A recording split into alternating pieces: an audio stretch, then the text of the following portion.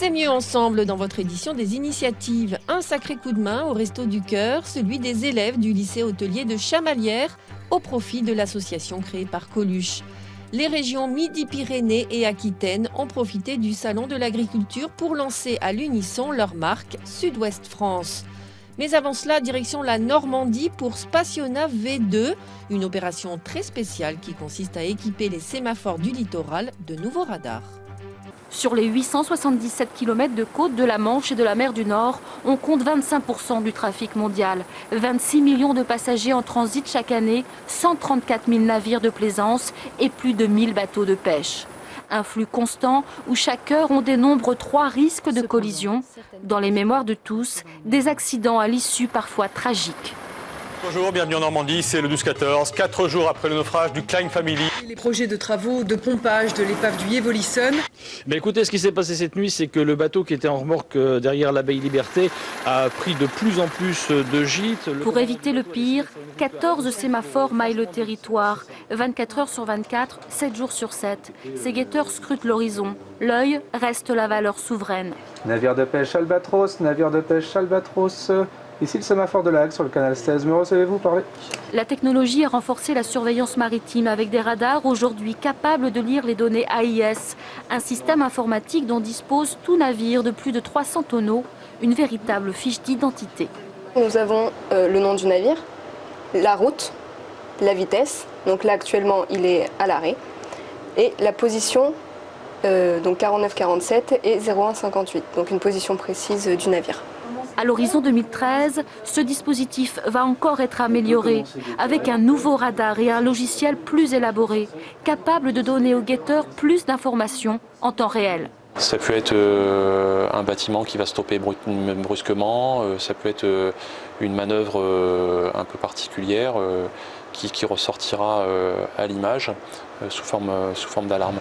Le nouveau système rendra plus rapides et plus fines les décisions d'intervention. Une aide précieuse pour éviter les catastrophes écologiques ou encore les pertes humaines. Ensemble, pour défendre les produits du terroir, les régions Midi-Pyrénées et Aquitaine ont lancé leur marque Sud-Ouest France, une signature commune pour mutualiser les outils de promotion pour lutter contre la concurrence sur un marché international. Qu'un simple logo, une véritable démarche commerciale. C'est dans ces termes que les deux présidents de région ont annoncé officiellement le lancement de la bannière Sud-Ouest France. Pour l'instant, le visuel ne figure sur aucune étiquette, mais à terme, il pourrait accompagner une bonne partie de la production agroalimentaire du Sud-Ouest. Cette signature permettra également de mutualiser les moyens de promotion, de quoi ravir la majorité des éleveurs et producteurs présents. Quand on parle du Sud-Ouest, on parle de pays, de produits festifs, de produits de qualité. Et je pense que pour nous, on a tout à y gagner. On est dans une grande concurrence de marché international, français, etc.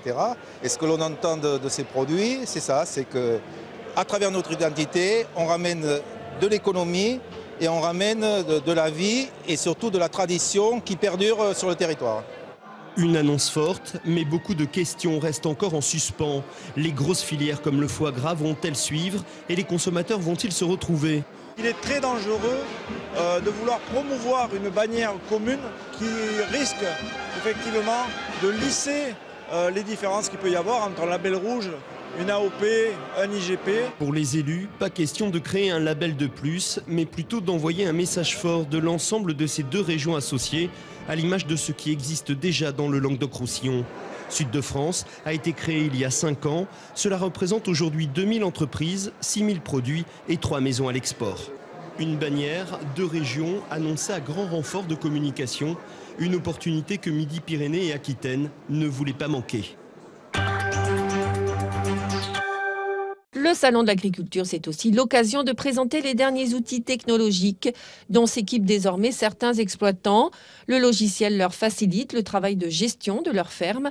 Pour certains, un temps d'adaptation a été nécessaire. Je n'avais pas de formation informatique, donc je ne savais pas me servir du tout d'un ordinateur. Et puis après, très vite, on se prend au jeu.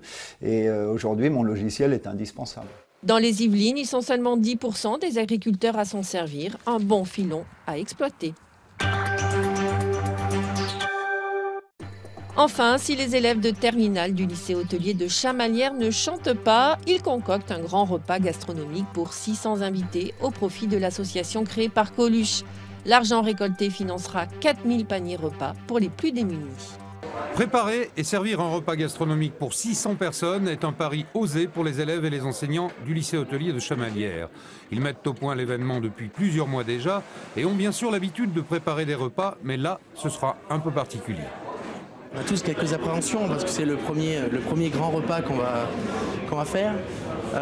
Mais en même temps, on a l'envie d'y aller parce que c'est-à-dire que derrière ces 600 repas qu'on va servir, il va y avoir des gens des restos qui ont besoin de nourriture et qui ont besoin de se nourrir, à qui on va pouvoir offrir cette possibilité-là.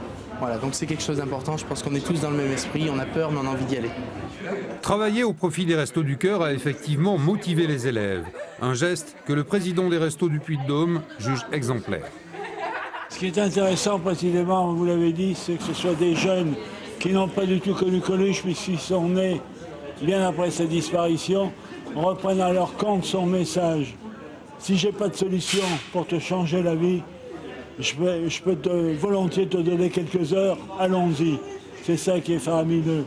Le repas coûtera 28 € tout compris et sera servi dans les locaux du Crous de Clermont-Ferrand, car le lycée hôtelier est trop petit pour tant de monde. Nous allons être une trentaine d'élèves en cuisine et 50 élèves pour le service et l'accueil. Strate de carlet, mariné à l'orange sanguine et tartare de légumes, rouelle de poulet champêtre, pommes sarladaises, fromage, moelleux de poire confite au caramel et à la vanille. Voici un aperçu du repas qui sera servi le samedi 17 mars.